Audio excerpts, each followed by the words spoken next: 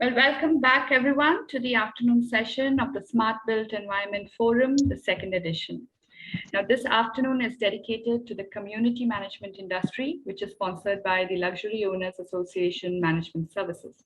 Now, we have some very interesting sessions ahead of you this afternoon, but quick reminders, do use Google Chrome and Safari for best results.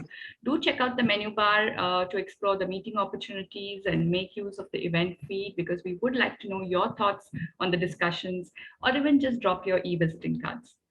And if you want to tag us on social media, do use hashtag SBEF 2021. So we begin with a rather hot topic, and I'm sure it's going to wake all of us up and set the tone for the afternoon, where we're going to be discussing the service charge dilemma.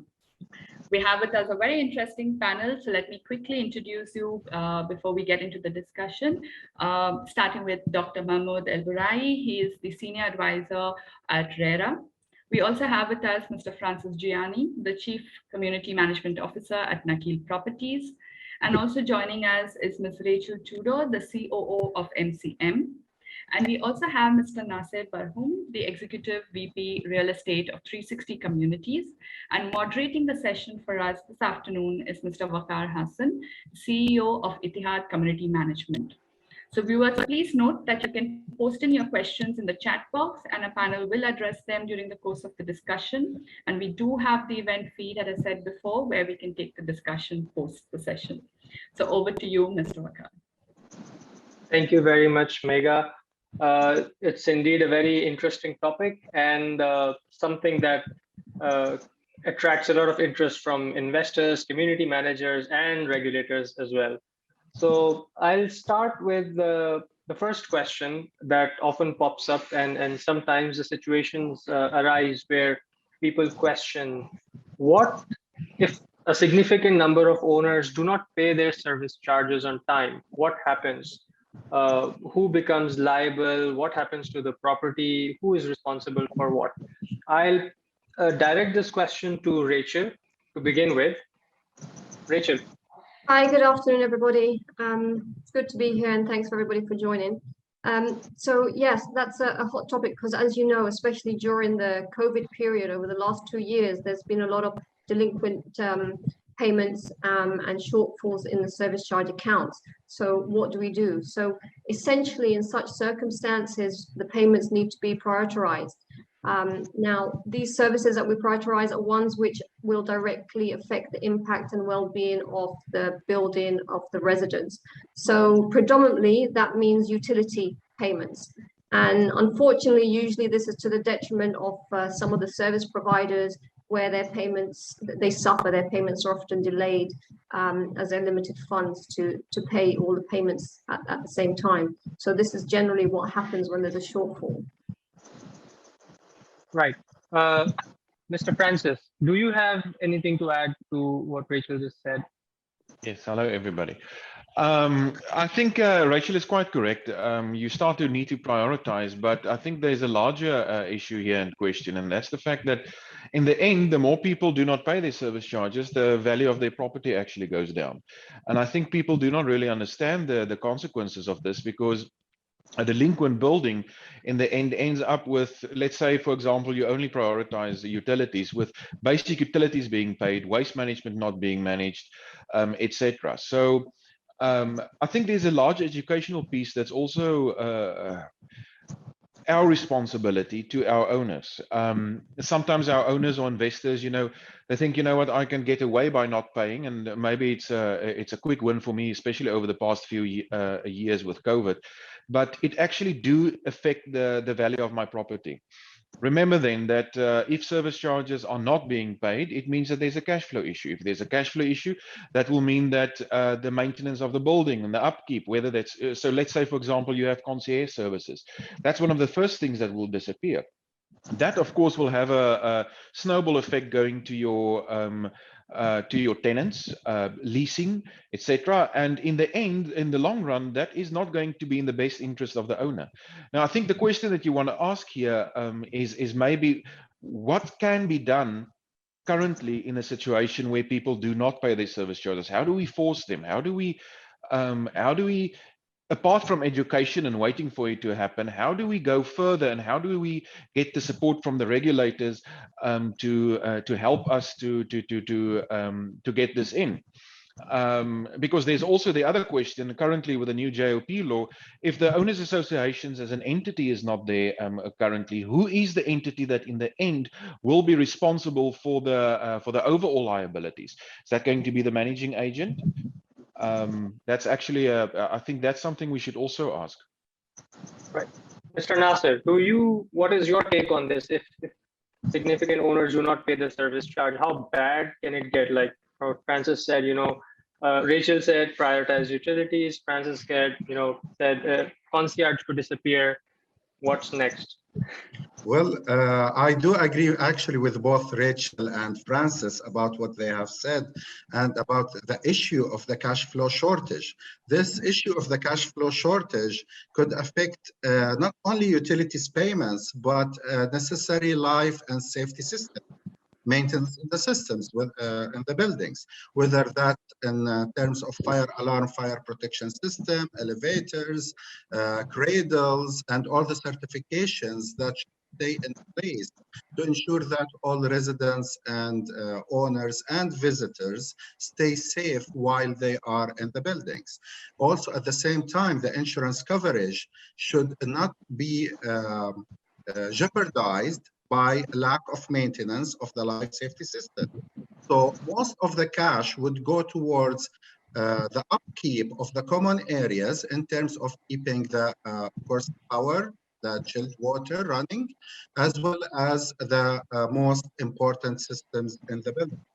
Where cash flow becomes an issue, I agree with Francis that most of the time, you will find that the service providers will suffer in terms of either removing some of their staff from the site in order to be able to manage the cash flow, even on a temporary basis, reduction of manpower, or you will have to approach either the regulator or the owners committee to be able to see if there is an issue that requires enhancement in the building or compliance with other authorities like RERA or others, where you will have to withdraw funds from the reserve fund to ensure that you have sufficient amount to pay to stay on top of your obligations as a managing agent. So whenever people stop making payments towards service charges, there will always be an issue felt on the short term by the residents who are there in the building. Maybe it will take 3 months at least for that to materialize. But if it continues, then there will be more issues to be faced, especially that buildings do age over time. And you will find that in reality, with the real estate market in the Emirate of Dubai rebounding during the past few quarters, you really need to upkeep the facilities and the buildings at the best shape and form possible, which will preserve the asset value for the investors, which will ensure that they do get tenants that do pay their tenancy amounts on time without complaining of issues in the building. And for those who are living in the building and who have invested in it, to feel always safe, secure, and that they are getting value for the money that they pay on the home that they have chosen. So that's one very interesting point, Mr. Naser, you brought up was aging of the building and continuity, and that lit up one word for me, which I'm going to direct towards Dr. Mahmoud, is sustainability.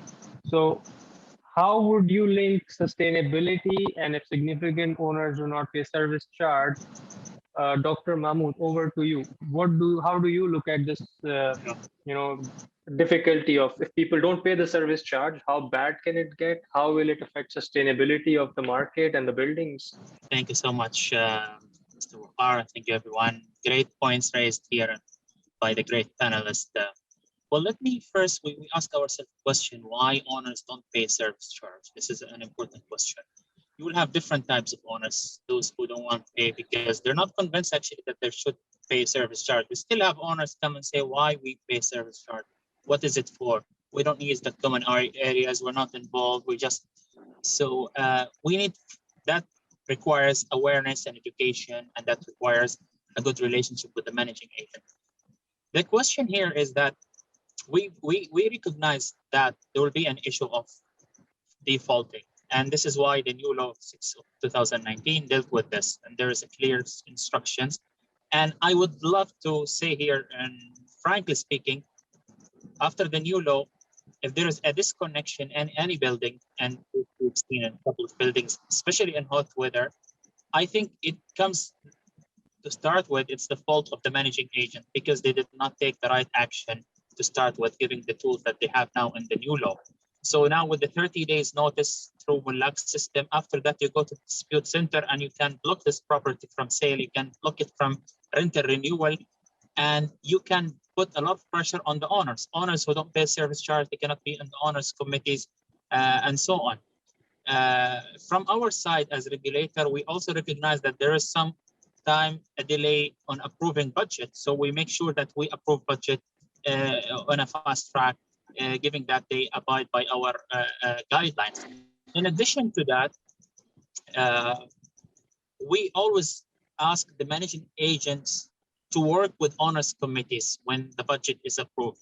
So they buy in the budget, they support you in getting the word to the owners, and they get things done. Recognizing also a great point raised on the value of property. If we don't take this seriously, this will impact the value of property, which will impact everyone. We've seen a lot of people who come and complain. We paid on time, but others who did not pay, we are paying the price for that. So it's not fair.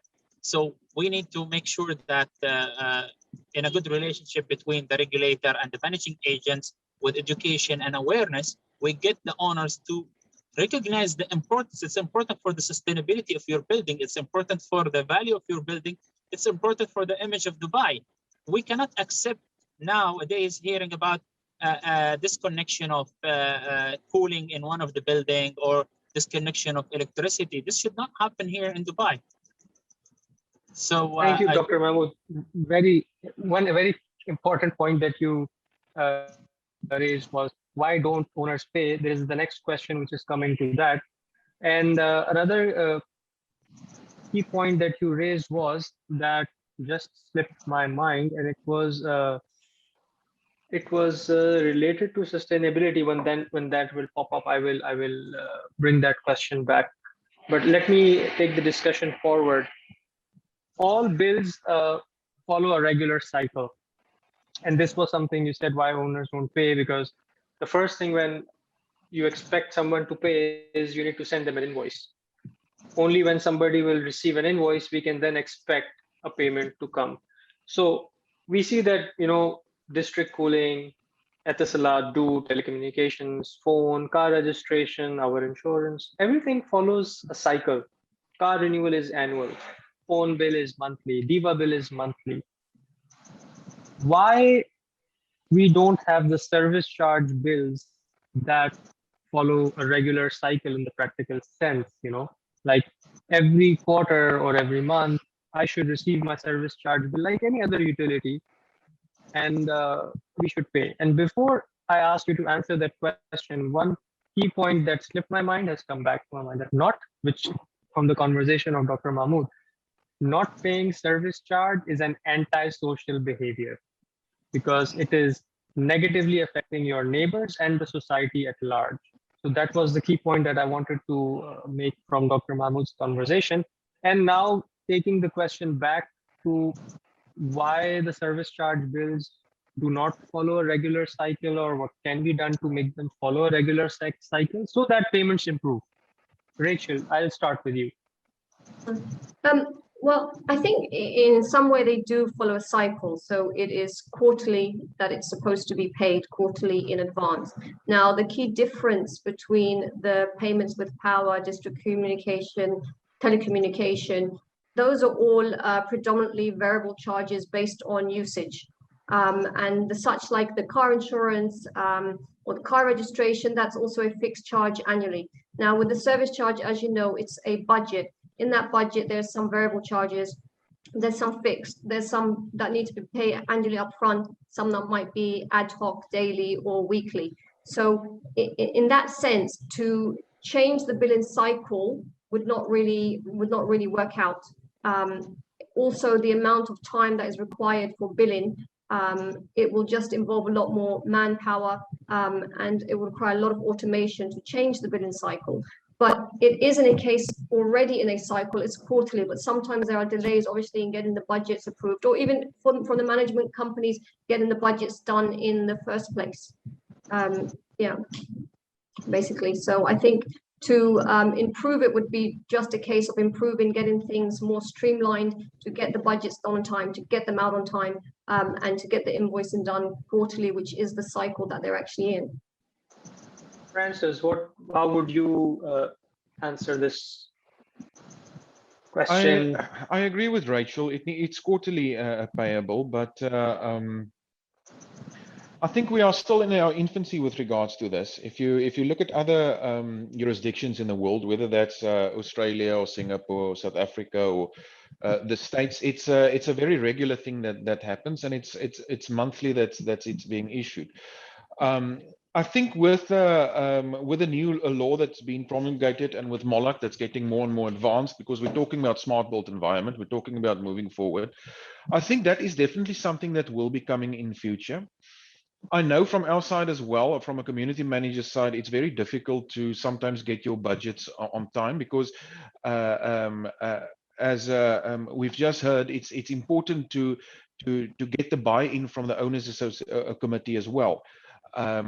It's better to sit with them. It's not always that they're on time. They might have their own ideas and things that they want to do until it's signed off.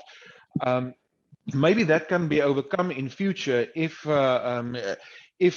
legislation improves to such an extent, or gets amended to say, for example, that on a monthly bill period there should be an invoice issued. It's automatically done. I know we will have this issue that we don't have our budgets ready. The financial year end is maybe not done yet. But even if the service charge of the previous year could be used as a baseline, split over a period, whether that's quarterly or monthly, and then the reconciliation can happen later on into the year, whether that's going to be your credit or a debit to increase that. Maybe that is a opportunity to get people more in the habit of of paying this on a monthly time. You look, for example, if you look at digitization, and in Dubai as well, if you look at the Dubai Now app, which I believe is one of the, I think, the best apps out there, especially in Dubai, which brings together all of your utilities and your services into one payment portal. You can link into that. You can pay your Salek, you can pay your Etisalat, you can pay your Dewa, you can pay your property rates. Maybe then it could also happen that we even link in a monthly payment for your service charge, because that app is also linked with RERA and the land department. So I honestly believe that could be the future. That I think that would be great. It will make it easier for management agencies and companies to manage their cash flow as well. If we do it on a monthly basis, it might also not be such a big hit for people to pay it quarterly in advance. Mr. Naser. Yeah, well, regarding what Rachel has mentioned about it being cyclical in nature, which is true, I do agree that it's actually quarterly based payments. However, the issue could arise with the first invoice going out for any financial year, because that's all based on approval of the budget. Now, in order to approve the budget, there are several things that need to be done by each managing agent, starting with tendering and awarding and sending all the evaluation reports and the budget together, sending it to the auditor for review before it reaches the authorities for final approval. Now, reality is, for example, at 360, we start this exercise in July. Now, it's not only us who started in July with tendering our services in our buildings. Most, if not all, other managing agents in Dubai do the same. So you end up with the service providers across the entire market getting thousands of RFPs at the same time, which really stretch them thin to prioritize which buildings they go after. So they definitely want to retain their current buildings, but they become more careful in choosing which other buildings they bid for. And that does affect the price, the best prices, especially when it's required in nature for us to reduce the service charges year after year to keep competitive with the market and with other buildings in the same districts or neighborhoods.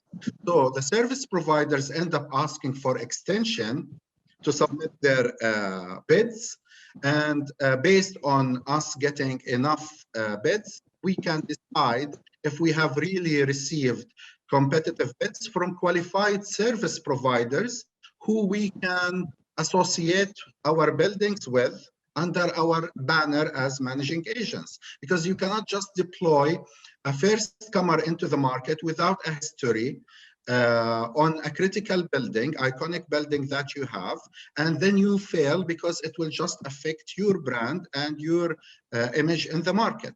So there is a process to take, and at the end of the exercise, it all goes to auditors for them to upload on a Mullak, a system for RERA approval.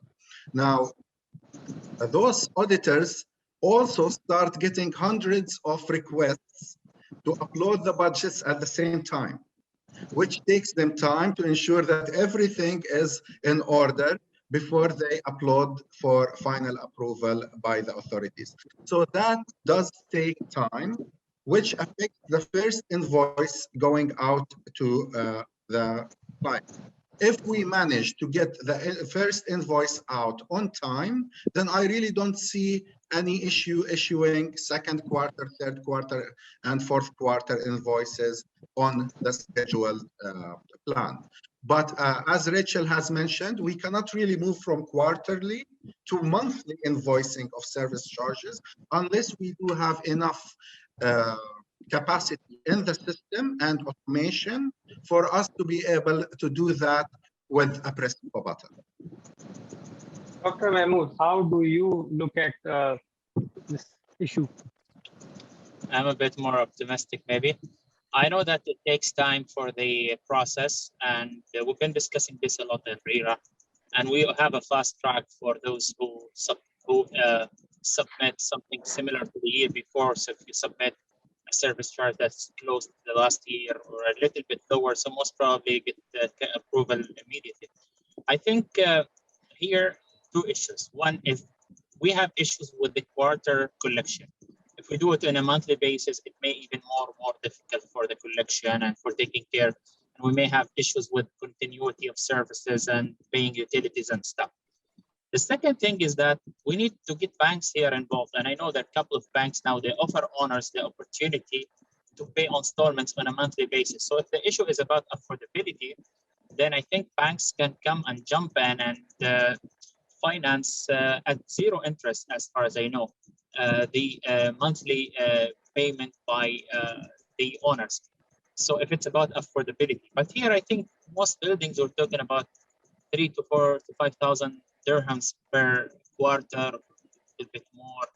So I think there is always a way around affordability issue. But sometimes, as some of our colleagues here said, that some managing agents take time because of so many reasons, and they submit the budget in even 6-7 months later, and then you have to give owners 7 months invoice or 2 quarters, which that's why owners come and complain and say why we have to pay all of this, why we have to pay 2019 and 20 now in 2021. Can you do installments for us? Can you help us with financing? So we know a lot of managing agents also help serious owners by installment arrangements for them. So there is always a way. Anyone who wants to pay and is committed from owners, we need to help them paying, even if we end up with 70% paying quarter, 30% paying on a monthly basis with support. I think we can get things done. At the end of the day, if you develop a good relationship with owners committee, and here it's very difficult, I'm not saying it's easy, and they see how serious this, they will be committed, they will be paying on time, and they will know what it means for them to delay the payment. It means that maybe the bodyguard on the swimming pool will not be there. This is safety for family and kids. It may mean that no electricity. It may mean there is no AC in such hot weather. So they understand how serious this can be. But again, there is a part on us as a regulator. Yes, I agree. We need to speed up the process. We need to cut a lot of bureaucracy. We need to make it easy for managing agents to get. Why not we take? And this is something we discussed internally. I hope it's get implemented on. Why we have them for 1 year? Why not we have 3 years contract? Why do we have them building by building? Why not we do them as a scale? With scalability, we reduce costs, we make things more efficient. So yes, there's a part on us as a regulator, but at the same time, there's a part on the managing agents. They need to really be fast. They take the initiative and not to be stuck in a certain situation. We submitted the budget. This is how it's been. Be flexible a little bit, negotiate, get it done. Thank you, Dr. Mahmoud. Some very important points. I will just repeat it. There could be, even though the invoicing cycle is quarterly, but managing agents have the flexibility to offer monthly payments, bi-monthly payments. People can give checks or come and pay in installments as per their convenience. There are also some owners who are short of time and they prefer one payment a year. They don't want to come back again and again, or look at their account. They say, tell us, we'll pay it in one installment. So that is one thing. The other thing I wanted to highlight was that dealing with a group of people is not always easy. And I'll just give you one example. On a lighter and serious note, the way you look at it is that US government and congressmen and women, they sometimes do not agree on the budget, and ultimately the US governments, they shut down. Only the essential services continue, and all non-essential services, even in the United States, they are shut down. And this happened at least twice in the past decade, when we saw that the US government shut down because the budget could not be agreed. So here we are still, on a smaller scale, dealing with people, trying to convince them. So getting the budget approved, convincing people is a painstaking process. It is cumbersome, but we need to be optimistic. We need to up our game as well. Dr. Mahmoud, do you want to add something here? The point that there is now efforts by RERA to get the utilities, the inside unit, out of your service charge. So this also will help a lot in reducing the service charge. And the rest can be in a DEWA bill where people have to do. Usually when it's DEWA, we always do it, right, on time. So I think there are two arrangements that our team and the department is working on. Right. I think we have taken a lot of time on questions, and there are so many other questions coming up. And in my list also, let me just throw this question and see if anyone would like to throw some light on it. Is there any published industry data about service charge statistics? Does the land department plan to issue any statistics in this regard? Like, what is the recovery percentage, or any figures? Are there going to be any published data on service charge collection here? So this question is to land department, or it's still going? Yeah, I think it is for, maybe you can answer better this question, Dr. Mahmoud. Well, that government of Dubai in general believes in the importance of data and big data, and we have smart systems. And so it's not the issue of the data actually availability, it's the issue of how we make this data information that people can. And this is important also for investors who want to invest in Dubai. They need to know what's the industry. A lot of people say, it's typical service charge, it's a lot, comparing it to the rent, and there's so many rumors and some things that make sense. So I think publishing data is important. It's in the heart of what we do in land department. We have a lot of data. We have all this information, and it's on the top agenda for this year and the year to come to publish this data from awareness point of view. So if you go to our system, Dubai Rest, you can get a lot of information as an investor. But how we compile all this information and say the average square foot in different categories, different buildings, how much it costs you, So you will be able to calculate your rate of return as an investor, and you'll be able to see a value on property. At the same time, it will convince you as an owner that you're paying exactly as your neighbor in the next building who is almost same facilities as yours. And people start also to question you as managing agent, why that building has more facilities and they're paying less than me. So it also put everyone under check, and it puts also the regulator why you approve this budget, this amount, and why this budget is more or less. So it puts us with a lot of things. So I think it should be there, and we should also get the industry support. We have certain organizations like CAIMI and others. They should be the ones who develop the information. We provide the data, they analyze it. Usually government should not analyze the data for external use. They should provide the data, and private sector makes sense of it, and investors see it and make sense out of it.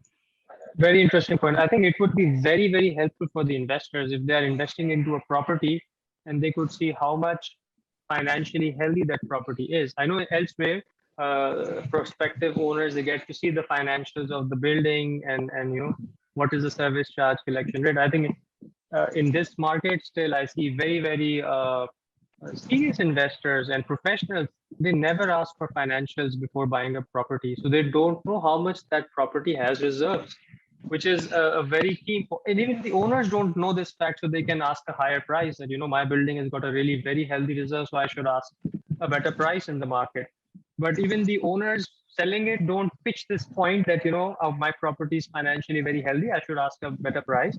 And the investors also who are buying the property don't look at this. So this is something very important. And I think property managers, community managers should highlight this point. Would you like to add anything to this, Mr. Naser, Francis, or Rachel? One by one, we can take your opinion into this.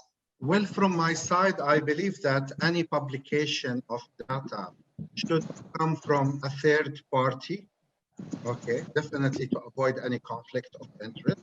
And it should be supported by real data that comes from the authorities.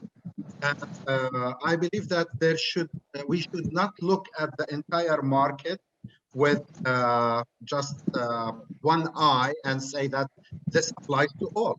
Definitely, you will have different factors affecting payment of service charges based on the availability of services or community facilities in the different districts. A well-developed district will definitely entice the owners to upkeep the level of service in their district, like let's say Palm Jumeirah, or where we have a building that we manage in Shoreline, or in Dubai Marina or around Burj Khalifa. You will find that investors who have put a lot of money in buying their properties do intend to appreciate the value of the services and what they really pay for. And they keep an eye on the managing agent and the service provider, which is their right, to ensure that they really get value for the money that they pay for. That's definitely appreciated.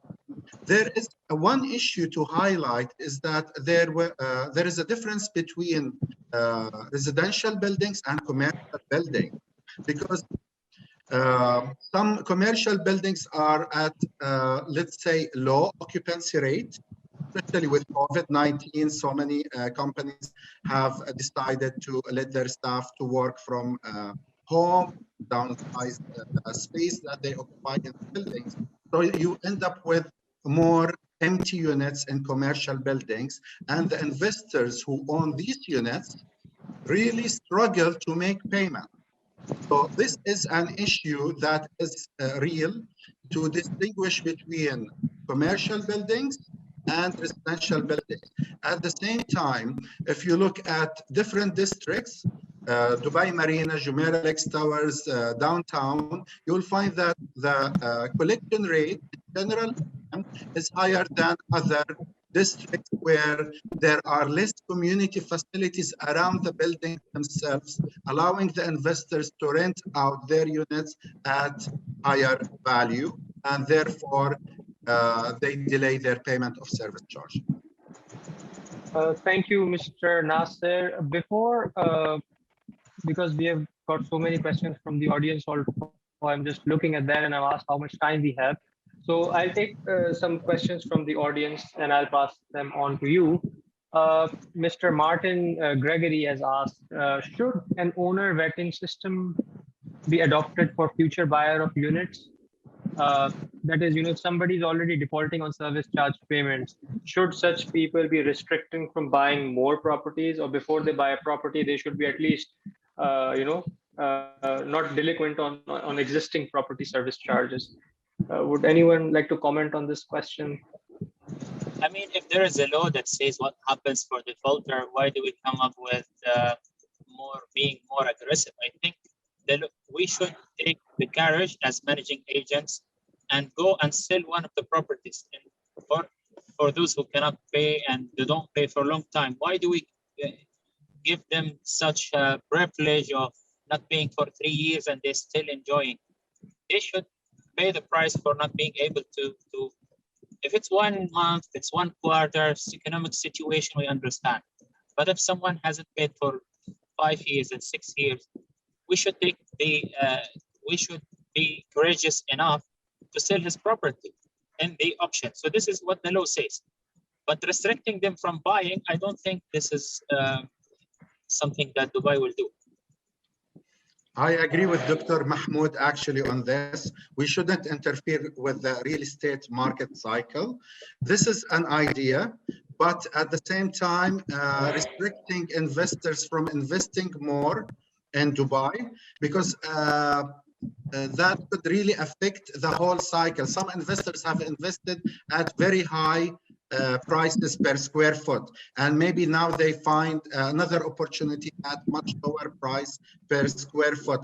So allow them to leverage on their portfolio break-even point, at least, for them to be able to join the cycle and most probably make payments once they are in a better economic position. But that's from my side. Right.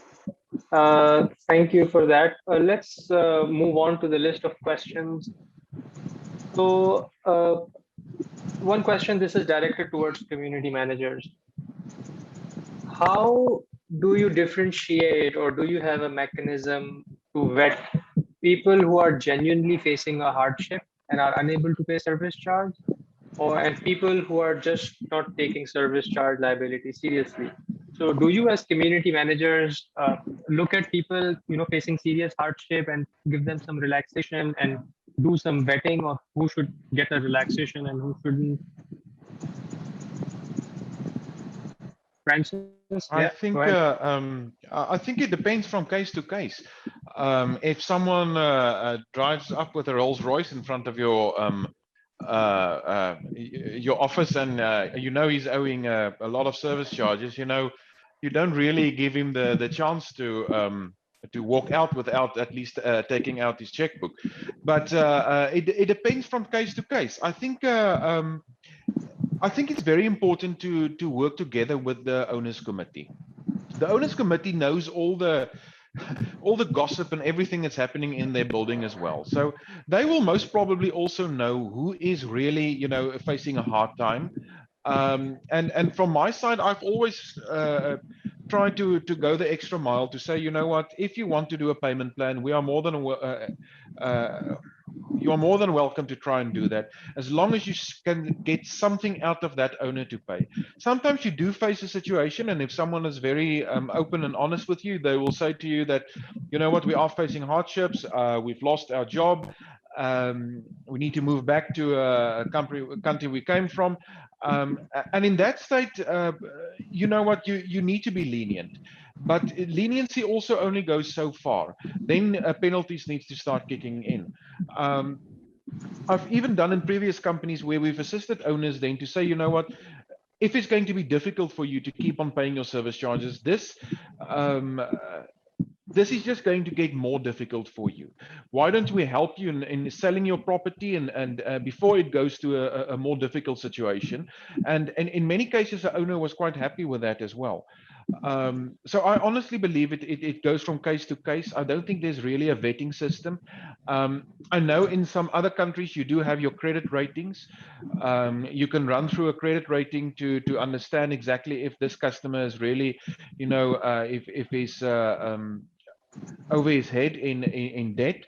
I don't know if that is here. Maybe the other panelists can help me on that. We have it, but for rental.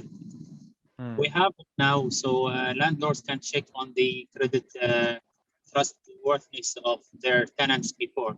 So I think we can do something similar to this. That could actually be a very good initiative if we can actually extend that to late payers as well, so that you can, by the click of a button, you know, exactly know the credit rating, etc. I think that could actually be a very good initiative. There actually is the Itihad Credit Bureau. They do provide credit reports, but you cannot take it automatically. You need consent of the person. Yes, yes. So either they can apply and get a report to management, you know, if they're really asking for a humanitarian grounds, you know, some sort of a relief. So that thing is there. One question about that needs to be highlighted is about special bank accounts have been opened for all jointly owned properties over the last 2 years. What's the significance of these new bank accounts? Who wants to answer? I think it keeps the money safe. I think owners and the industry should be very happy that special bank accounts are opened, and it's especially in the name of the specific building or the entity.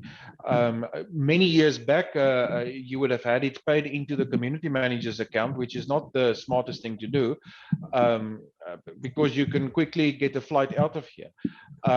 Having that special, it works like an escrow account. You know, it's monitored, it's managed. It actually attests to the maturity of the market. You know, going into this type of system is more safer for the joint owners, in my opinion. Yeah, I agree with Francis. I mean, the biggest benefit is that the owner's money is being protected while also promoting the integrity and transparency of the proper utilization of the owner's contributions and funds. In addition, also, you know, the developers and manager companies can no longer make unilateral decisions. Thank you. Unilateral decisions on what payments they make and how those payments are made. So ultimately, it's a much more secure system for the owners, and that also in turn helps them pay their service charges, because now they understand that the decisions are not made by the managers, that their money is protected. And I feel that having the escrow accounts, and particularly some banks now are also offering a separate IBAN for each property. This is sort of helping owners with confidence. Correct. You know that, yes. Oh, now there is a specific account for my property, so I can pay it, you know, with more confidence that I'm paying into a secure fund. One more question, I'll direct this to Rachel. I'll start from there, and then others can join in the discussion about managing the interest of different categories of owners. For example, resident owners, they are always, or in most cases, wanting more services and willing to pay for more. They want, you know, more services, and they want to pay for that. Good value, not overpriced, but they want more services where they're living. Whereas investors who are looking at, you know, getting their returns maximized would like to keep the services at minimal or optimum level, but nothing fancy and no frills, so that they can get the maximum rent. And then they can exit from the property. Yeah. Go ahead. Well, I think coming back to what Dr. Mahmoud said, it's about the owners committee and the owners involvement.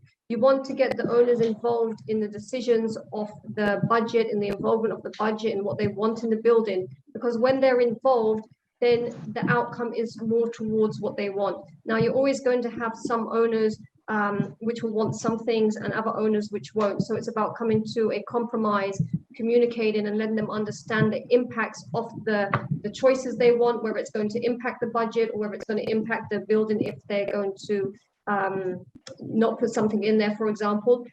Quite unfortunately, it does sometimes come down to who shouts the loudest. And it's really the job of the community manager to kind of streamline that and make sure everybody is meeting in the middle and getting what they want for the benefit of the longevity of the building as well. Because sometimes they might decide that they don't want something which is actually something which is going to increase the service charges going on forwards in terms of maintenance, in terms of longevity of the building. Does anyone want to add more to that question? If not, I can take another question in from the audience. I believe it's all about the communication.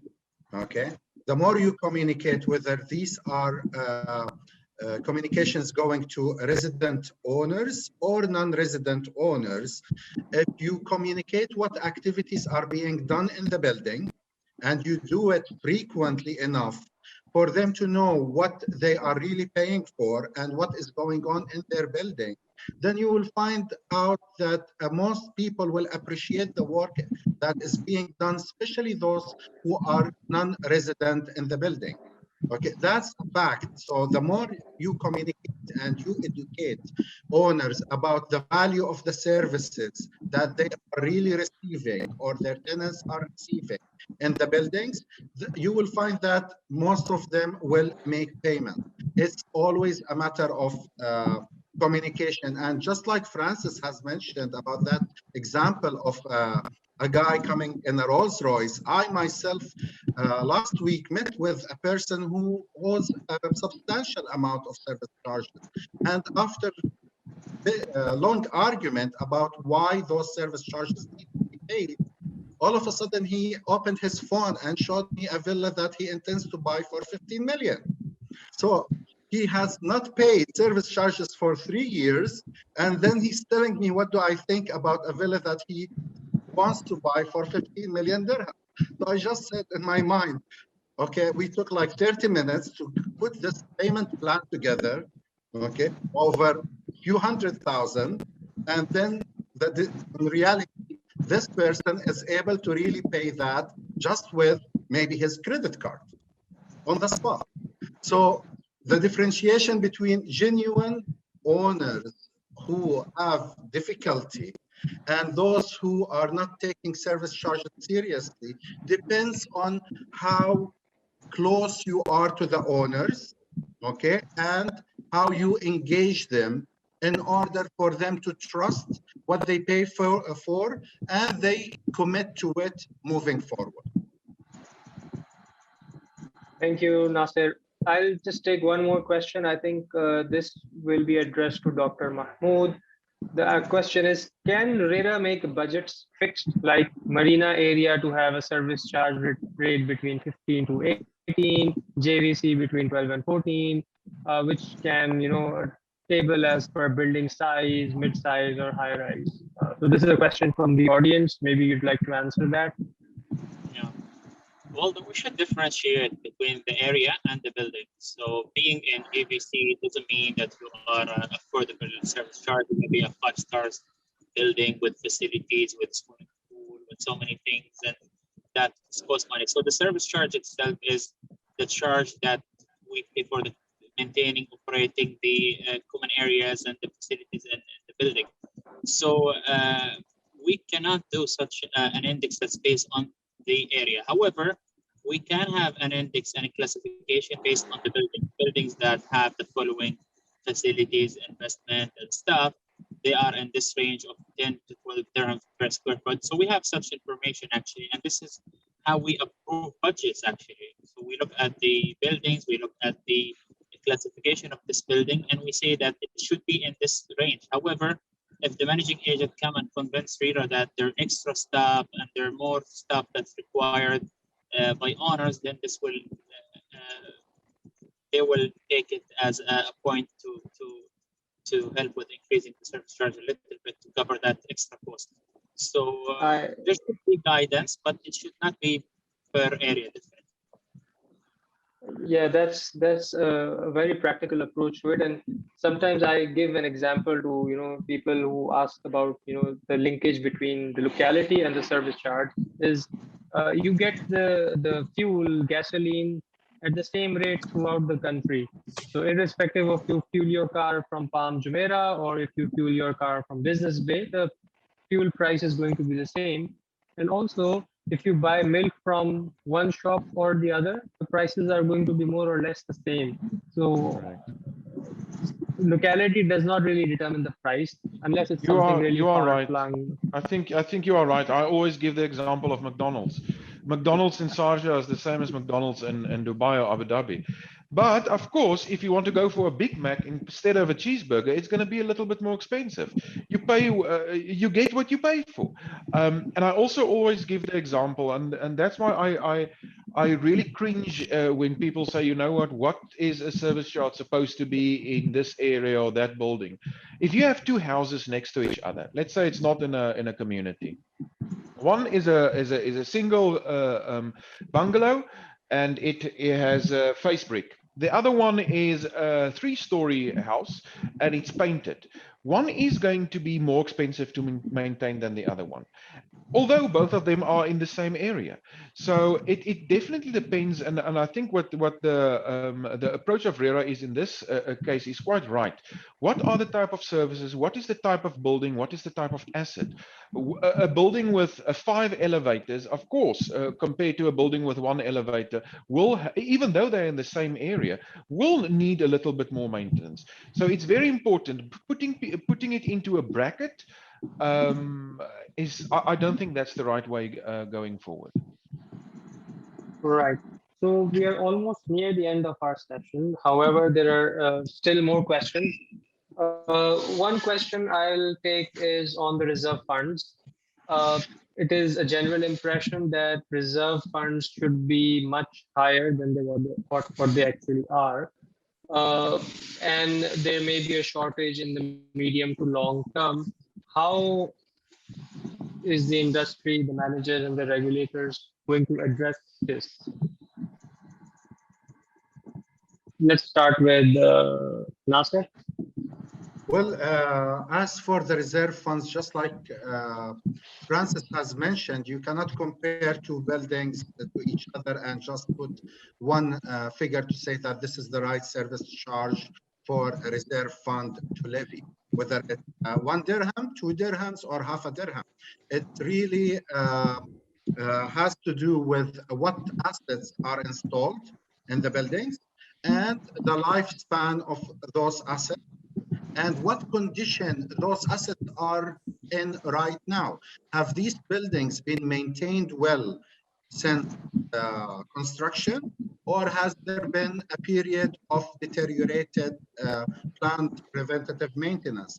These all are factors that affect the lifespan of the assets, because even if we say that an asset should last for 10 years, if it's well maintained, and there are still spare parts by the original equipment manufacturer in the market, then that asset can last 2 or 3 more years, okay, without us withdrawing funds to replace the entire asset. Maybe there should be a need to upgrade certain parts of the asset, but we don't have to replace the entire asset itself. We have the final 2 minutes. What I'll do now is, sorry to interrupt. Go ahead. So we have the final 2 minutes. What I'll do is I'll ask one final question and take everybody's suggestions and comments and their answers on that. How can service charge payments be improved?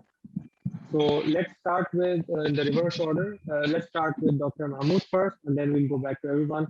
Quickly, Dr. Mahmoud, we have just a last 2 minutes with us. In a few seconds, what is your final take on how can service charge payments improve? I think with the right relationship, stakeholder engagement from the regulator to the managing agent to the owners to the developer, if there is any developer involved, awareness, data, publication, and seeing the value of investing in buildings, seeing service charge as a value adding, not as a cost, is an important mindset shift we need to work on. This is what we need to pay more attention to. Thank you, Dr. Naser, quickly. Offer all clients as many channels of payment as possible, including online payments, QR codes, things that will allow them to make payments from a distance without any excuses, and at the same time continue to communicate to them on what they are getting in return. That's what. Francis, quickly. I think 5? Okay. Communication, education, and linking value to money. So basically summarizing the previous, what we've said. Thank you very much. Rachel. Okay, so I agree with all the panelists there. Also, communication is the main one, I believe. And one other factor is a lot of the owners, we don't have correct addresses or correct contact details and stuff like that. So getting those up to date and making sure that the owners are actually receiving the invoices and are aware that they have to pay them. Thank you very much. From the management team of CM today and Smart Built Environment Forum, are we on schedule? If not, I can still take more questions. I've got a long list of questions. Maybe they fell asleep. Maybe it wasn't as exciting as they thought it was. I've got lots of questions from the audience, so definitely the audience was awake. Right, and the next session is almost lined up, so I think they will. Somebody from the management team will get on board and just continue this session. I'm waiting instructions. All right. Okay. So I've got the clearance to end this session. Thank you very much, Rachel, Francis, Naser, and Dr. Mahmoud for your time. The insights provided were invaluable. Thank you very much and have a nice day. And thank you to all the audience for attending this session. Thank you. Thank you. Okay. Thank you. Bye-bye. Bye-bye. Have a good week.